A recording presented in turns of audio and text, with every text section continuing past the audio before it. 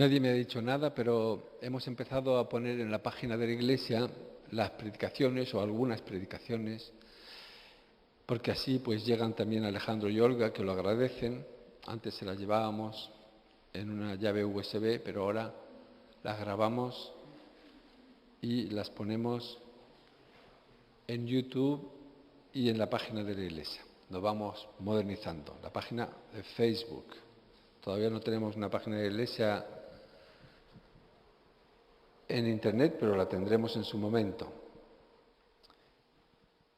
Y en esta mañana quiero iniciar una serie de predicaciones para prepararnos para la evangelización que vamos a llevar a cabo, porque yo creo que es bueno mentalizarnos.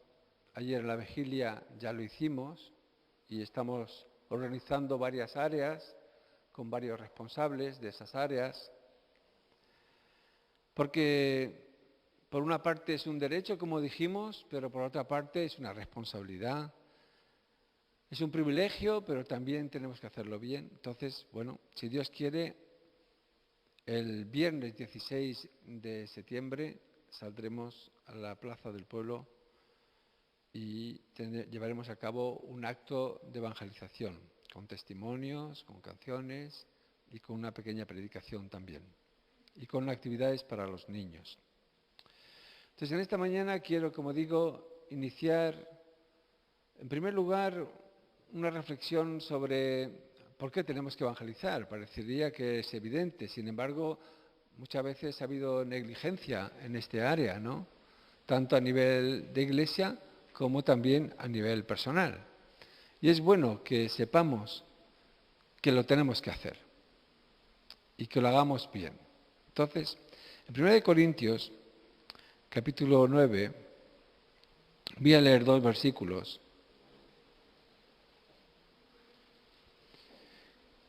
Versículos 16 y 17.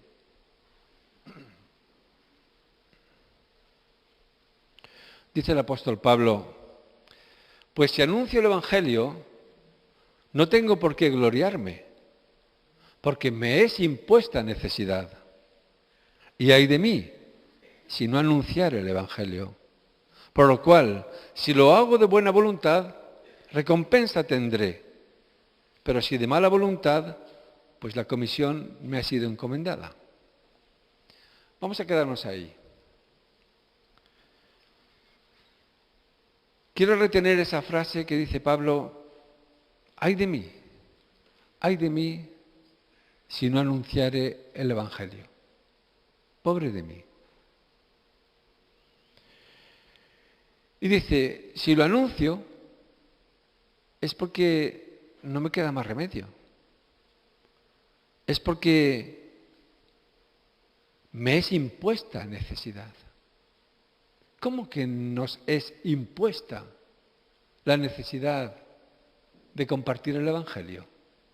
¿Cómo es que una iglesia no puede crecer, no puede madurar, no puede vivir sana si no comparte el Evangelio? Vamos a remontarnos un poco en la historia del pueblo de Dios, porque el pueblo de Dios fue creado para compartir el Evangelio, o lo que en el Antiguo Testamento se podía llamar la salvación de Dios, o el poder de Dios, o el conocimiento del Altísimo. Israel había sido llamado para ser luz de las naciones. Ya en Abraham, cuando el Señor le llama de la tierra de Ur de los Caldeos, donde vivía con sus tribus, le envía para crear una nación, para formar un país, a una tierra prometida que todavía no conoce, pero que va en esa finalidad. Hay una visión que Dios tiene, y esa visión se mantiene todo a lo largo del Antiguo Testamento. Cuando Moisés saca al pueblo de Egipto, un pueblo que estaba sufriendo, en parte porque todavía no estaba cumpliendo su identidad.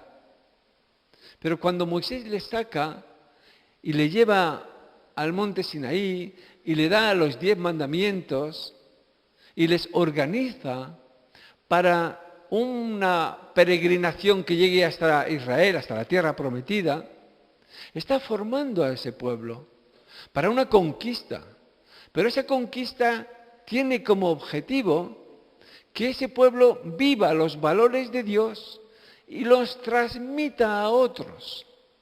Claro, lo que pasó es que Israel por momentos no entendió ese llamado, o lo olvidó, o tal vez fue perezoso o negligente, y se centraron en sí mismos.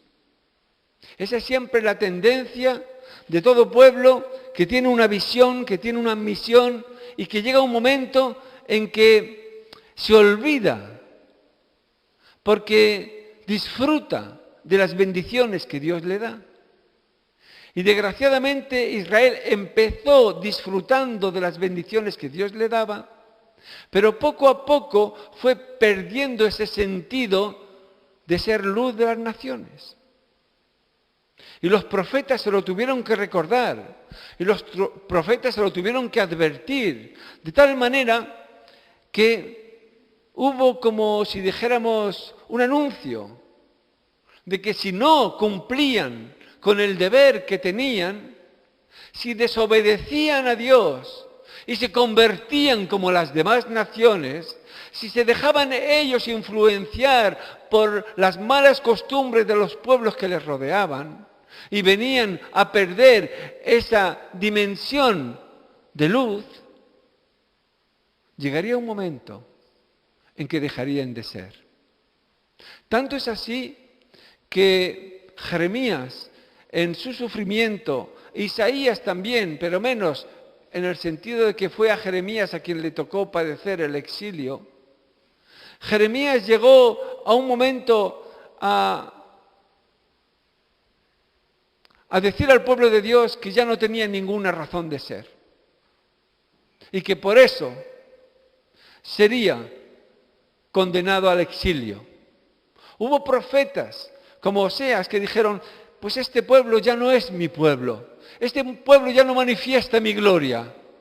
El Señor, a través de los profetas, como Ezequiel, con los huesos secos, siempre anhelaba una esperanza del arrepentimiento, una esperanza de la reconversión, una esperanza de que ese pueblo, que de alguna manera había disfrutado tanto y se había beneficiado de las bendiciones de Dios, pero que había olvidado su razón de ser, que se había dormido en los laureles, que se había contentado con los beneficios, pero que no tomó en serio la misión y la visión que Dios le había dado. Ese pueblo tuvo que sufrir enormemente. ¿Por qué? Porque habiendo perdido su razón de ser, no tenía más sentido de que como pueblo de Dios siguiera existiendo. Y Dios le castigó, y Dios les disolvió y les mandó al exilio. Ahora bien, dentro de esa esperanza que siempre hubo, aún en el pueblo de Israel, cuando estaba sufriendo, castigado, cuando estaba humillado, cuando estaba disuelto, disperso, Dios les daba una esperanza. Y había la esperanza de que algún día vendría un Mesías que pondría las cosas en orden. Un enviado de Dios que sería el caudillo, sería el líder, el que verdaderamente enderezaría las cosas torcidas, el que verdaderamente diría lo que habría que hacer, y que empezaría una nueva oportunidad, una nueva misión, una nueva visión. Y cuando llegó Jesús, Él aceptó este desafío. Y todo el ministerio de Jesús, ya antes de que Él viniera, los anuncios proféticos, pero también con Juan el Bautista, como hemos visto, todo el ministerio de Jesús tenía ese objetivo de extender el reino de Dios. Sus parábolas eran parábolas de crecimiento, como el sembrador que siembra la semilla en la tierra, como la levadura que leuda toda la masa, como el grano de mostaza que luego se convierte en un árbol. todo lo que Jesús hacía cuando sanaba a los enfermos, cuando liberaba a los demonios, era para manifestar el poder de Dios, para decir, ha venido el reino de Dios sobre esta tierra, el reino de Dios está entre vosotros. Desgraciadamente Israel fue ciega al llamado de Dios y eso ha traído graves consecuencias para Israel en la historia. Pero Jesús tuvo una esperanza y tuvo una visión de que un remanente, tal como anunció Isaías, que un remanente, que una parte fiel, una minoría del pueblo de Israel, de los judíos, pues creyera y se levantara.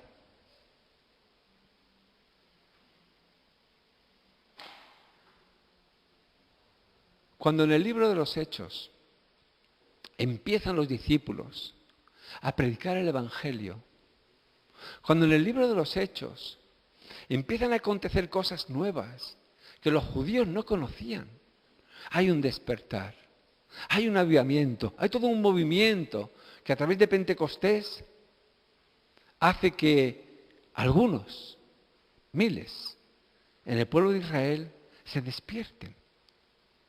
Y ahí empieza toda una corriente, ahí empieza toda una nueva dimensión en la predicación del Evangelio. Es un pueblo que se levanta misionero, pero que aunque Dios se lo pide y aunque profecías lo anuncian, tiene siempre la tendencia a acomodarse.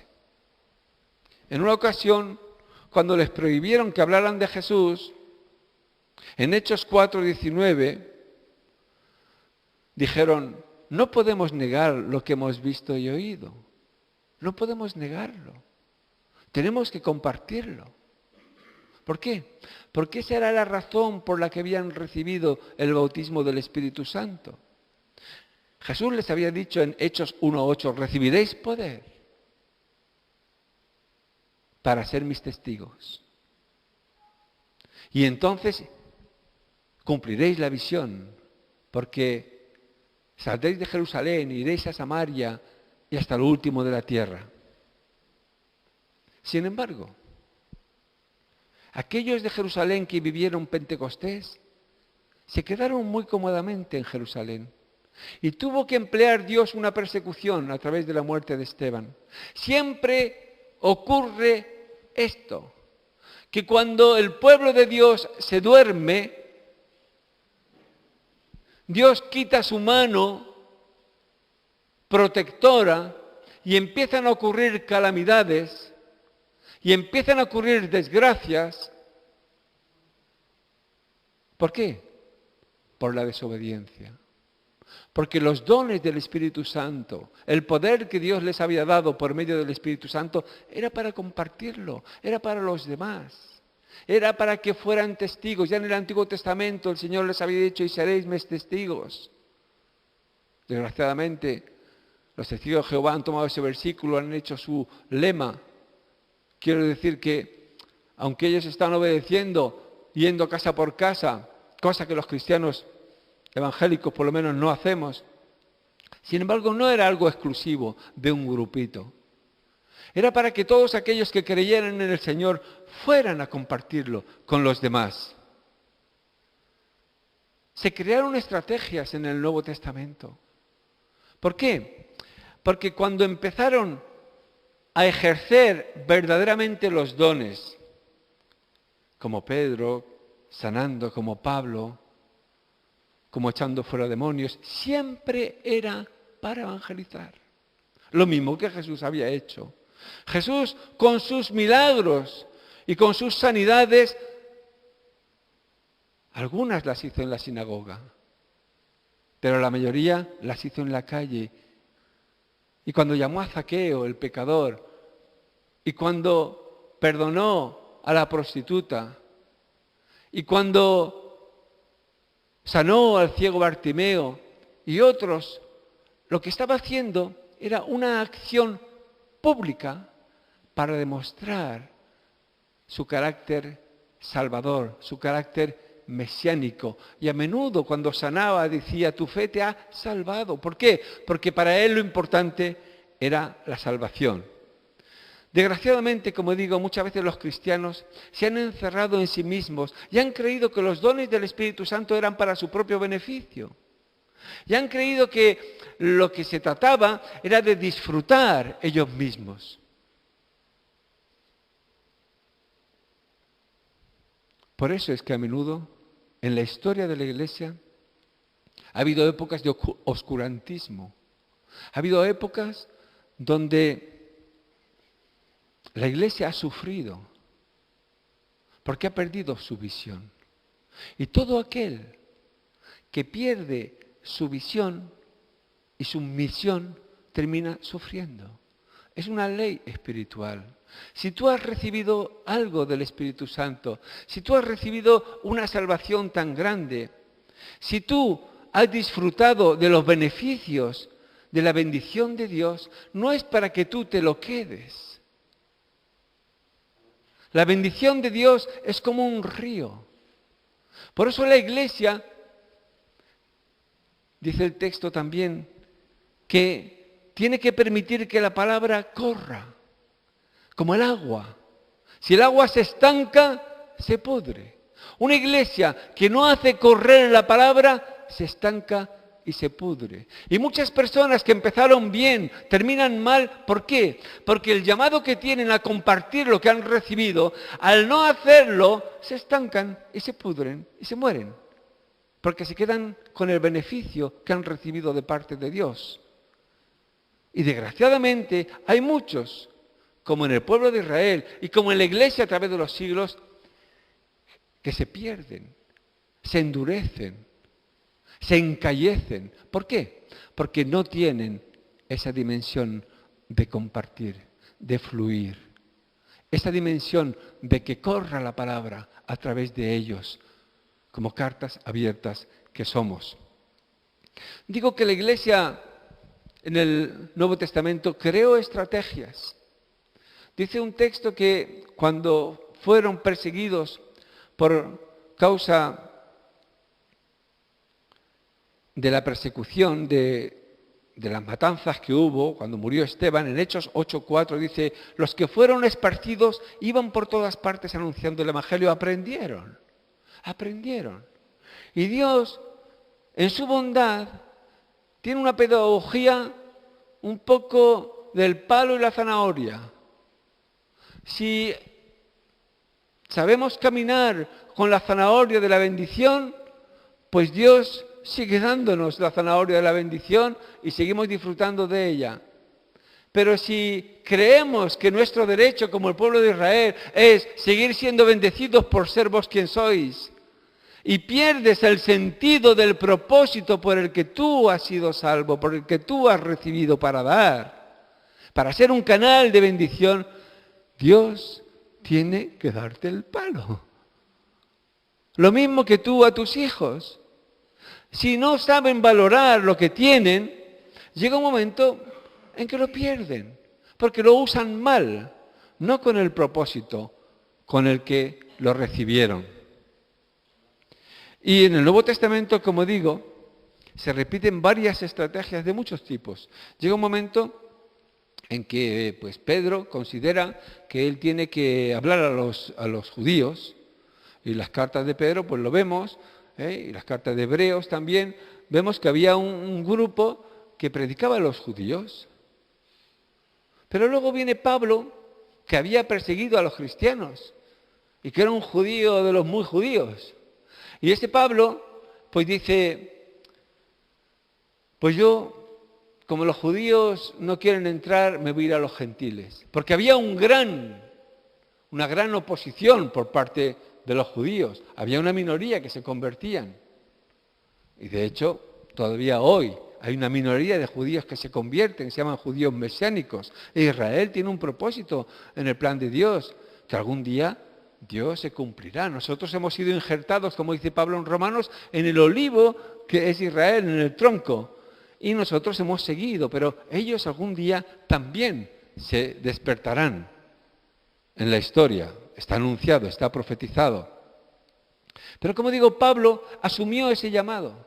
Y si nos ha llegado a nosotros la salvación, si nos ha llegado a nosotros en España y aquí en este lugar, es porque se han ido transmitiendo, obedeciendo los dones de Dios, entre otros la palabra, pero no solo la palabra, porque ha habido a través de la historia personas que han arriesgado sus vidas, personas que se han molestado, que se han esforzado, personas que han sido valientes, personas que han transmitido en medio de la dificultad y de la oscuridad. Burgos era un lugar donde los misioneros no querían venir porque hacía mucho frío. Se afincaban casi todos en la Costa del Sol o en la costa española. Es donde más iglesias había, incluidas las costas de Galicia, cuando llegaron los hermanos de Inglaterra, los hermanos de Plymouth. Pero por aquí, por estas zonas de la montaña, la zona alta de España, fría, no quería venir nadie. Y fue casi 150 años después de que empezaran los movimientos misioneros en España que llegaron aquí a esta ciudad. Misioneros evangélicos, atrevidos. ¿Por qué? Porque nadie quería venir. Y generalmente les anunciaban que aquí nadie se iba a convertir, porque todo esto de Castilla era muy militar y muy católico. De manera que esta tierra era el cementerio de los misioneros. Algunos habían venido, se habían desanimado y se habían ido. Y concretamente aquí en Burgos vino un hombre de Dios que se llamó Roberto Jove, junto con un equipo también que venía con él. Y esos fueron pioneros. Luego después vino Luis Alfredo, que algunos conocéis, que venía de una iglesia pentecostal de Finlandia, aunque él es uruguayo y le habían mandado de Uruguay a Finlandia, y llegó aquí porque había un finlandés, un tal Maninen Honka, artista, pintor, y cuando vino aquí este Luis Alfredo, empezó todo un movimiento entre los jóvenes, que es el que dio lugar a muchas de las iglesias que existen hoy. Y una de las características de ese movimiento era un movimiento evangelizador, era un movimiento que iba a las calles, utilizaba métodos como la música, como teatro mismo, tenía muy buenos grupos, excelentes grupos. Algunos de esos se han hecho famosos, han estudiado con un gran mimo francés, Marcel Marceau, y llegaron a ser como Blanca Olaya y este famoso Javi Pelos y este que está por aquí también, que no me acuerdo del mismo cómo se llama. ¿Cómo se llama? Se llama Javi, este que trabaja en el ayuntamiento. Bueno, el mimo famoso. Bueno, toda esta gente tenía una visión de salir a la calle. Toda esta gente tiene una visión y se convirtieron cientos, miles en Burgos. ¿Por qué? Porque era un movimiento que iba a la calle. ¿Qué es lo que pasa cuando una iglesia evangeliza? ¿Qué es lo que pasa cuando de alguna manera el evangelio se transmite? Que nueva sangre entra en la iglesia.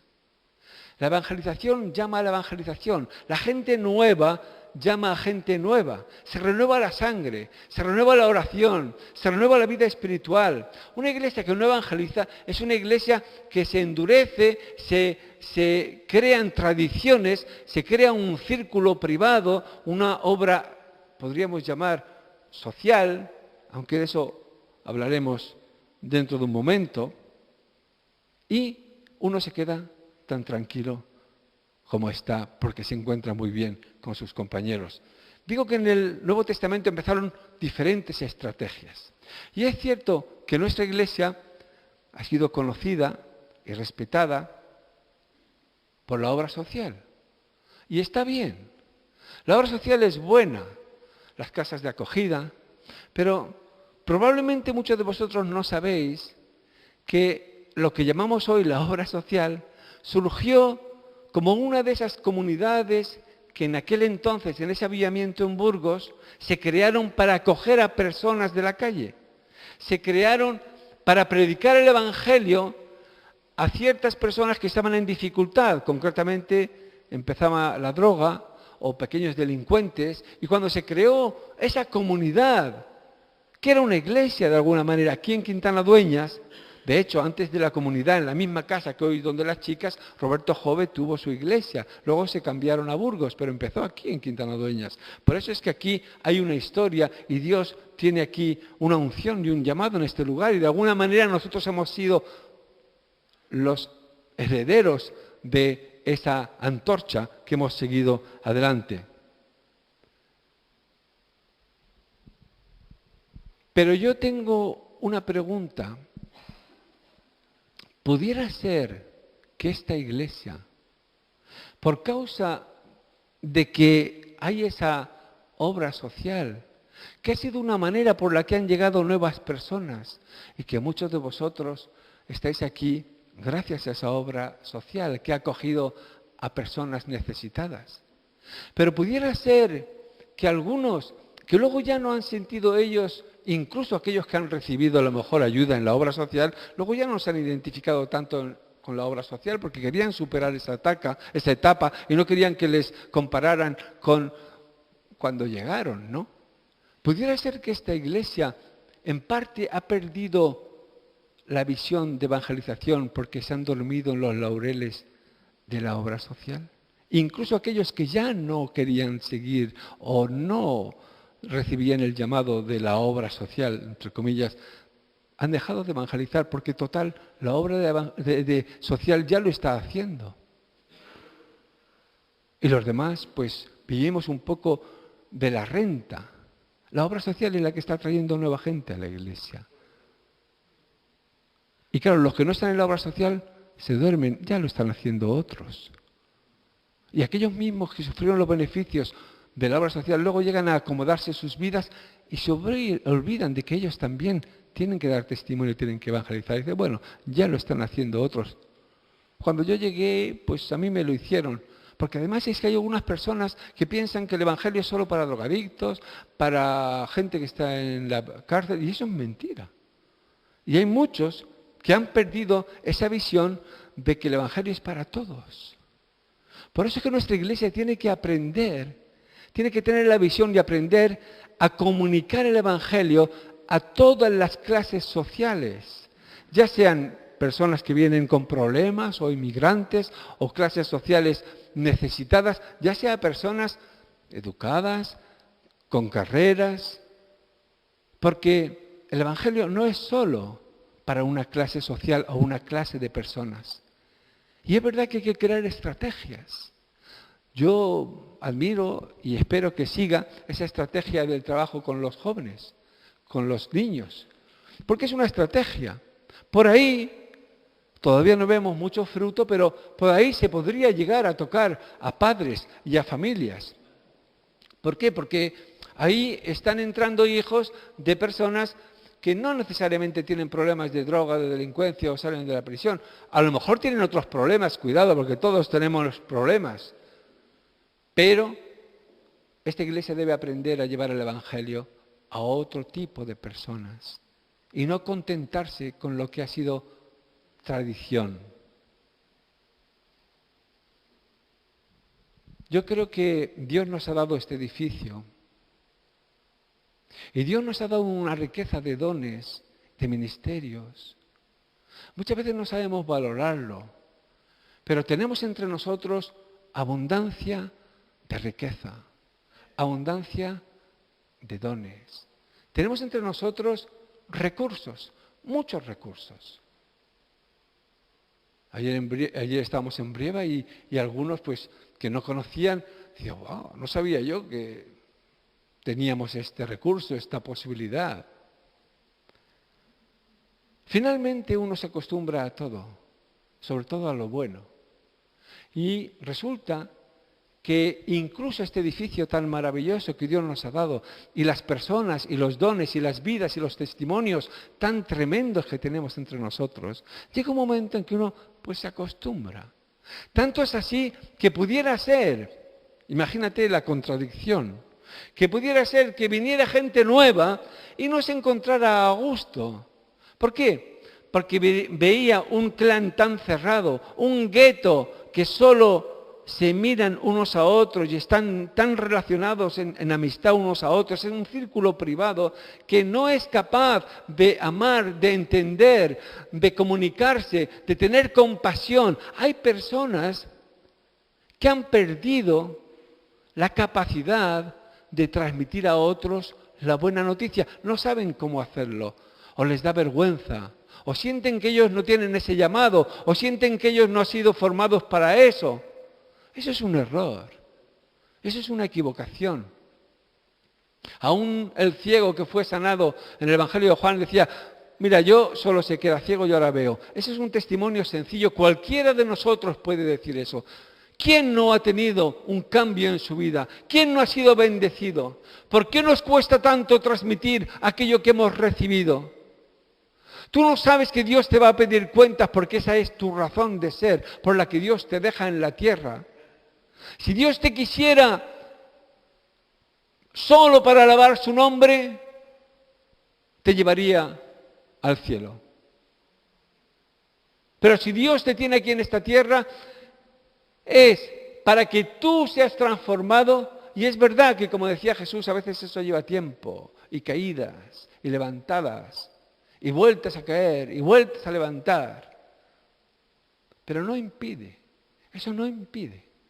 Te voy a decir bien, nunca estarás suficientemente preparado. Si tú crees que hasta que no seas perfecto no puedes compartir a otros, es un error. Porque justamente aquellos, como en el Nuevo Testamento, que el Señor llamaba en primer lugar, les enviaba. Mira, al Gadareno le dijo,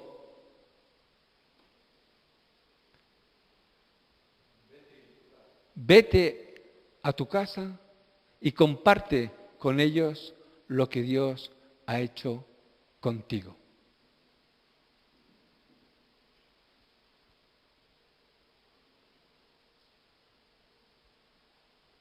Pablo dice en 1 Corintios 9:19, tengo que llegar a todos. A los hebreos me hago hebreo, a los griegos me hago griegos, a los con ley me hago con ley, a los sin ley me hago sin ley, con tal de ganar a los que pueda. Si yo estoy aquí, si tú estás aquí, es porque alguien alguna vez te ganó para el Evangelio. Puede ser que no todos aquí tengan la misma convicción. Puede ser que no todos aquí estén por vocación o por llamado o sientan la visión, la comisión de ir a compartir el Evangelio. Puede ser que algunos están simplemente disfrutando de los beneficios que provee un cambio. Pero aún a estos, yo diría, no impidas que otros lo hagan. Porque hay quienes impiden. Hay quienes se niegan. Hay personas que están muy cómodas como están y crean, como digo a veces por temor o por vergüenza o por comodidad o por pereza, crean un espíritu de incredulidad, de torpeza, un espíritu que quita las ganas de compartir el Evangelio. A mí me gustaría que en esta iglesia aprendiéramos a compartir el Evangelio. En parte, los estudios bíblicos que yo he estado haciendo con los hombres y las reuniones de las mujeres y las reuniones en casa de los chicos también y las chicas, tienden a una capacitación, tienden a un discipulado, a una madurez, a un tener algo que dar, tener algo que ofrecer, porque dice Pedro que nos van a pedir razón de la esperanza que hay en nosotros y tenemos que dar esa razón. Tenemos que saber un mínimo por qué hemos creído y por qué seguimos en este camino y qué beneficio hemos obtenido. Yo no quiero de alguna manera, aunque Pablo dice que tenemos que sentirnos obligados, yo no quiero que lo hagamos como una carga, como una obligación. En fin, hay que hacerlo y mejor es hacerlo por obligación que no hacerlo. Pero lo bueno sería que tú comprendieras el gran beneficio que la salvación te ha aportado. Que tú vieras a otras personas a tu alrededor como potenciales creyentes, discípulos de Jesucristo. Hay mucha gente a tu alrededor que está sufriendo, a nuestro alrededor, en nuestro pueblo, en Burgos, los pueblos que habitamos, algunos de los que estáis aquí. Mucha necesidad.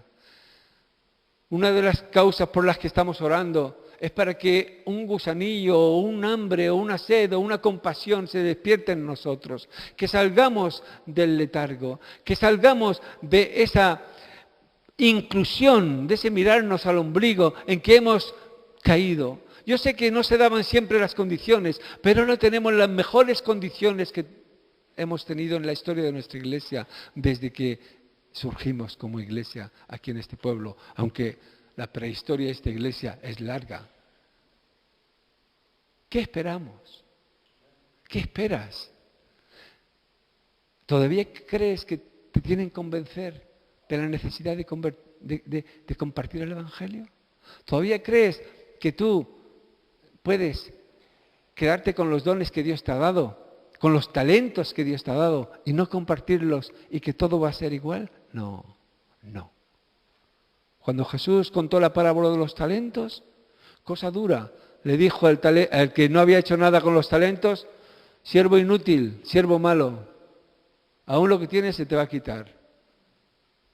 Y al que mucho se le ha dado y lo ha usado bien, a ese se le va a dar más. Parece injusto, pero es una advertencia.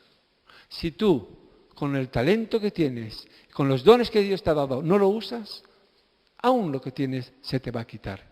Y en algunos a lo mejor no de una manera dramática o brusca, simplemente perderán la vida en el sentido espiritual. Algunos puede ser que incluso más. Solo Dios sabe. Pero cada uno de nosotros debe tomar conciencia de que ha sido salvado para salvar. De que ha sido llamado para llamar. De que ha vivido una conversión y una transformación para compartir el Evangelio. Jesucristo envió a sus discípulos. Les dijo: id. Ese movimiento solo de ir, no habría que tener más argumentos.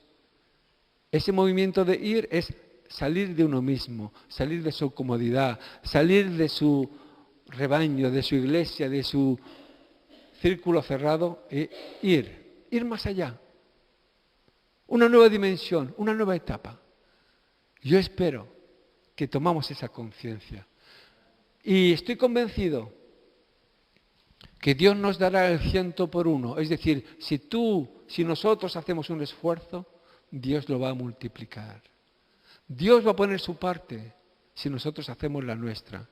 Ahora, si no hacemos nuestra parte, nos vamos a estancar. Y nos vamos a convertir en una iglesia tradicional, muy contenta, con sus programitas, con la gente de siempre. Pero no son los programas, ni siquiera la obra social, la que nos va a dar vida. Va a ser la transmisión del poder de Dios a otras personas que lo necesitan y cómo ellas van a enriquecer y transformar nuestra iglesia. Las nuevas personas que van a venir y para las que hemos creado este entorno tan precioso.